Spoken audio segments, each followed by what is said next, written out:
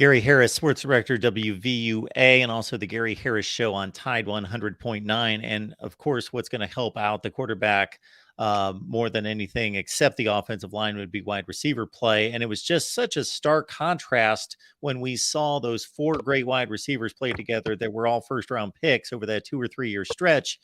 To see substandard play at that position the last couple seasons, where do you think that wide receiver role stands right now?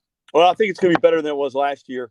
You're right. You had, you had, Mari Cooper, Ridley, and then you had the 4 first rounders that you mentioned with Ruggs and Judy and Waddle and that Devontae Smith guy. Devontae Smith, and then even with them, they were gone. You had Mechie and Jameson Williams, who were phenomenal, and then last year, you didn't really have that type of quarterback play. Now you had some talent, you had some guys that flashed. Obviously, Ja'Cory Brooks, the hero of the 2021 Iron Bowl. Jermaine Burton came in. They both had big plays, but they weren't consistent. You had some really talented freshmen that flashed, but this year you've got Malik Benson coming in, the top wide receiver out of the junior college prospects.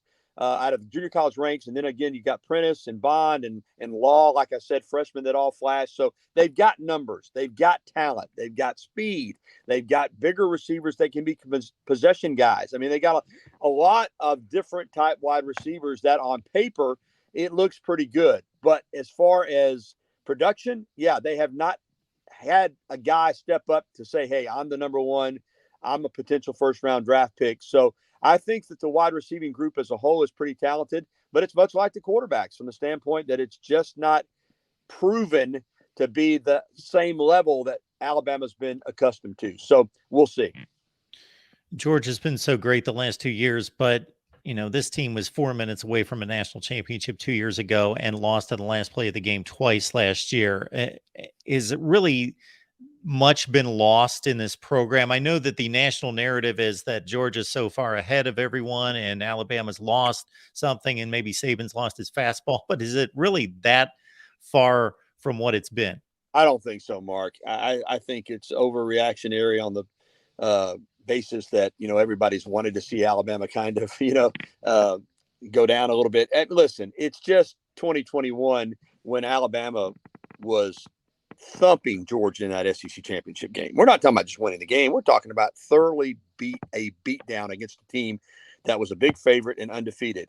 Yes, they had to turn around and play them in the national championship game, but it's easy to forget there that they had no John Mechie. Jameson Williams went down in the first half. Still, Alabama's got the lead, midway through the fourth quarter. And, and I had the ball with a chance to go down and have a touchdown and 2-point conversion to force overtime. And the pick six made it a 15-point game. But that was a very competitive game. And in fact, Stetson Bennett is going to be so fondly remembered, and rightfully so. But if you look at that national championship game, Mark, he was really the same Stetson Bennett he'd been against Alabama in the SEC championship game through 3 quarters. The difference was in the fourth quarter, yes, he made some huge plays. But that's how close Alabama was to winning the national championship that year. And then last season, as you said, 2 losses literally on the final play of the game at Tennessee, a game Alabama frankly should have won and could have won, got a very questionable interference call. And then on that last drive, Gibbs drops a pass that if he catches, he might still be running. They missed the field goal, and then inexplicably in 15 seconds, Tennessee's able to go 40-plus yards down the field and kick a field goal in the last play of the game to win it. And then the LSU game, they certainly could have won. So I know there were other games that they could have lost, but my point is, no, Alabama's not that far away. It's not like 2021. And, as you know, for a lot of programs, if you win the SEC championship and you play for a national title, they're having parades for that. For Alabama, it was a disappointment. And then last year, to not make the playoff is downright shocking. But I see this team as a playoff caliber team. Now, will they get in? Who knows? But certainly they're, in my opinion, Mark, still one of the 3 or 4 most talented teams in the country. And, maybe right now they are a little bit behind Georgia. But, we'll see if Alabama can get to Atlanta. They may get a chance to play the Bulldogs again in the SEC championship game. And if they get in the playoff, they may play them yet even again. So I don't think they're that far off. No, I certainly don't think the sky's falling after an 11-2 season and a blowout in the Sugar Bowl over Kansas State. I think they're okay. Yeah, they are okay. And anyone that looks at the recruiting rankings, you know what the deal is. We're in June, and I think 8 commits and 3 or 5 stars, and they're rising through the rankings, and they'll be where they need to be there as well.